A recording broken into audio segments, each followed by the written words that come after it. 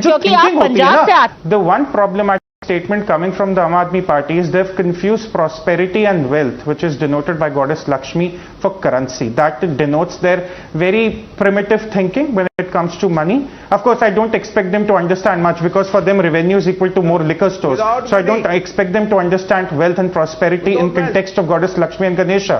But at the end of the day, you have to understand, Kejriwal is suggesting that goddess Lakshmi and currency notes will improve the economy. Even if I were to improve, agree with his suggestion, I do not agree with the premise in which he is making it. That's the problem. Number two, I have been saying this since 2013. I'll say it on your show today, Padmaja.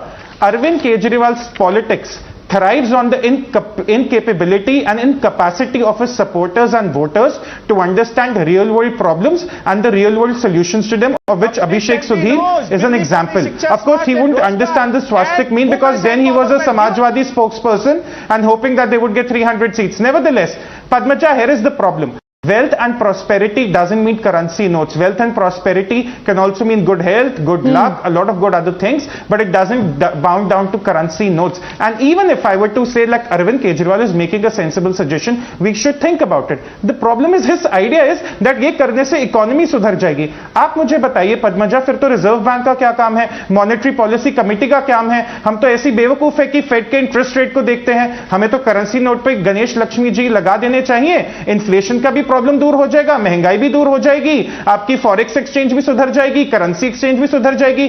कल गणेश जी लक्ष्मी जी की तस्वीर हम currency note पर लगाते हैं, $1 to rupee will become 40. आम आदमी party के सजेशंस प्रॉब्लमेटिक नहीं होते, उनकी बहन जो थिंकिंग होती है ना.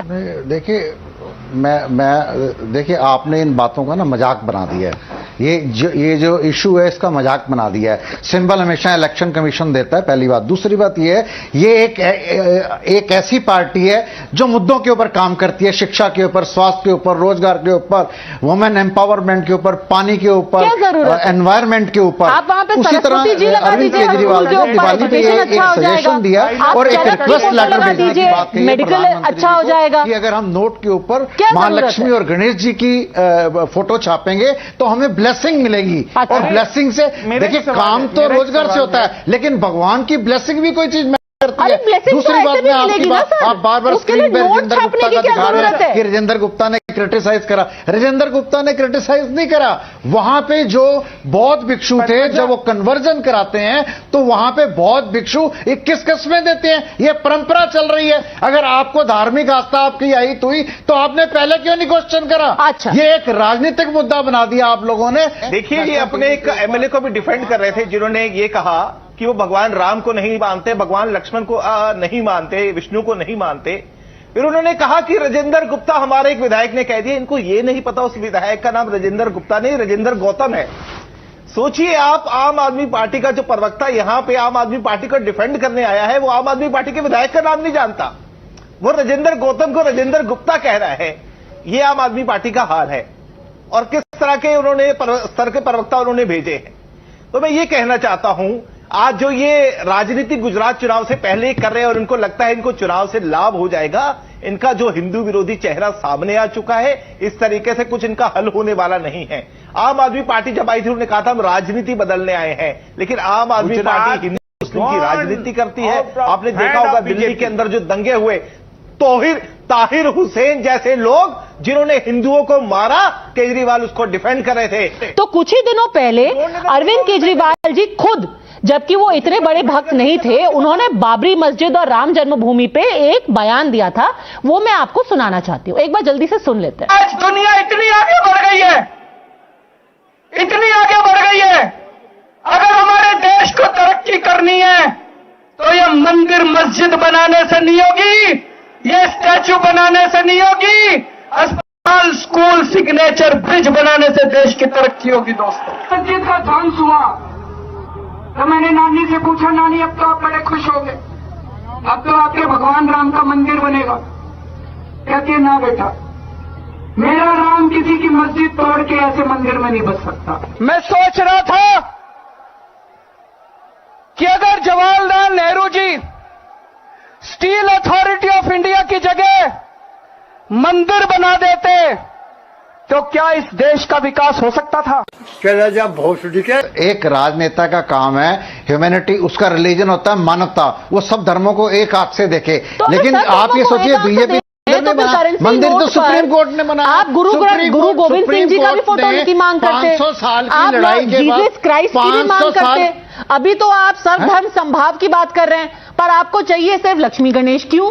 जीसस क्राइस्ट की भी फोटो की मांग कीजिए ना। हमारे यहाँ पे ऐसा कुछ नहीं है। नहीं, आप हमारे गुरुओं का नाम मत लीजिए, हमारे गुरुओं का नाम मत लीजिए। हमारे धर्म में ऐसा कुछ नहीं है, हमारे धर्म में ऐसा कुछ नहीं है। आपके है, आप मुझे एक बात का जवाब दीजिए। हजारों रामलीला होती है, वहां पे दिलबाग गुटखा उसको स्पॉन्सर करता है, शर्म नहीं आती? नहीं, तो सबकी फोटो क्यों नहीं लगा रहे? दिलबाग गुटखा उसको स्पॉन्सर करता है। दिलबाग गुटखा, जितनी हजारों रामलीला होती है उसको एक गुटखा कंपनी स्पॉन्सर करती है। गुटखा कंपनी के आगे भगवान राम की फोटो लगी होती है। कहां चले जाते हैं धर्मगुरु? अरे कहां चले जाते हैं केजरीवाल जी? दीजिए ना, अगर आप दिल्ली की रामलीला की बात कर रहे हैं, इनको माफी मांगनी होगी। रामलीला भक्तों मैं आपकी मजबूरी मैं आपकी मजबूरी रामलीला गुटखा मैं आपकी मजबूरी समझता हूँ। माफी मांगिए, धर्म की ठेकेदारी बीजेपी ने ले रखी है। माफी मांगिए अभी। जो हिंदू धर्म की ठेकेदारी बीजेपी ने ले रखी है, और जो भी हिंदू है वो हिंदू नहीं है। आप अभी माफी मांगिए। आपने कहा कि रामलीला गुटखा कंपनी चलाती है, जो रामलीला भक्त चलाते हैं, भक्त चलाते हैं। रामलीला हिंदू चलाते हैं, गुटखा कंपनियां नहीं चलाती है। माफी मांगिए अभी, आप माफी मांगिए। आपने कहा कि बात तो सुन लो, मैंने क्या बोला? मैंने क्या बोला आपने सुना? नहीं होगी। आपने ये नहीं बोला, मैंने ये नहीं बोला। गलत मत बोलो, गलत मत बोलो। मैंने ऐसा नहीं बोला। आप सरदार जी सुन लो, आपका दिमाग कहाँ है? आप सुन लो ना बात जो मैं कह रहा हूँ। Okay, Parvinder ji, I think in trying to defend a really bizarre comment, you have made an even more bizarre comment. I think इसको यहीं पर छोड़ते हैं। You know, until today, Arvind Kejriwal was a very transactional politician. He was trading free electricity and free water for votes. That's fine. He was being transactional with the voters. But today, Arvind Kejriwal has crossed a limit. He's began being transactional with even Hindu gods and goddesses, and we only hope he regains his senses very soon. You can't be transactional with your voters. You can't be transactional with the gods. That's all I have to say. At the end of the day, Mr. Kejriwal made this speech, right, as a Hindu. He was speaking in his personal capacity as a Hindu, and he said... He's speaking in his personal capacity as a Hindu. Every Diwali, we do a... His party defended it as a political party, not in their personal capacity. This was a demand made by a political party in their political capacity. बात तो सुनिए, बोलिए ना, बात तो सुनिए। आप इसको पोलिटिसाइज कर रहे हैं। अरे आम आदमी पार्टी पॉलिटिकल पार्टी है भाई। आम आदमी पार्टी अपने मंच पे प्रेस कॉन्फ्रेंस कर रही है। कोई ऐसा थोड़ा ना कि हम सब दिवाली मिलन में मिले और वहां पे ऐसे ही ऑफ द कफ कमेंट हो गया। आम आदमी पार्टी ने आम आदमी पार्टी के मंच से बैठ के आम आदमी पार्टी की डिमांड की, which is a political demand by a political party for political reasons. Is Mahakal लोक political? Is Mahakal Lok political? Are you saying the building of the Ram Mandir is political then? देखिए, ये depend करता है जो आदमी की history क्या है और आदमी की मानसिकता क्या है। मैंने आपको बताया कि अरविंद केजरीवाल हमेशा हिंदू विरोध की राजनीति करते रहे हैं, लेकिन गुजरात चुनाव से पहले उनको लगा कि अगर इसी तरीके की राजनीति करते रहे तो गुजरात में इनको एक सीट भी नहीं आने वाली। मैंने आपको 50 उदाहरण दे दी। दिवाली पे जिस तरीके से इनको हिंदुओं ने एक्सपोज किया, दशहरे के ऊपर, छठ के ऊपर, दुर्गा पूजा के ऊपर, फिर ये टुकड़े टुकड़े गैंग के साथ जाके खड़े हो गए। इन्होंने सर्जिकल स्ट्राइक के ऊपर सवाल पूछे। इन्होंने, आपको ध्यान होगा जब कश्मीर फाइल्स आई, इन्होंने कहा खड़े होकर विधानसभा के अंदर कि कश्मीरी पंडितों का नरसंहार की जो कहानी है वो झूठी है। ठहाके मार के ये हंसते हुए दिखाई दिए, और जब मैंने उनके घर के बाहर जाकर प्रोटेस्ट किया, उल्टा मेरे ऊपर एफआईआर करके मुझे गिरफ्तार कर दिया गया। तो इनकी पूरी राजनीति है जो हिंदू विरोध के ऊपर रही है। आपको ध्यान होगा जो हमारे देश के लिए बलिदान देने वाले आतंकवादियों को लड़ते हुए वीर गति को प्राप्त हो गए, शहीद मोहन चंद शर्मा, उनका इन्होंने अपमान किया।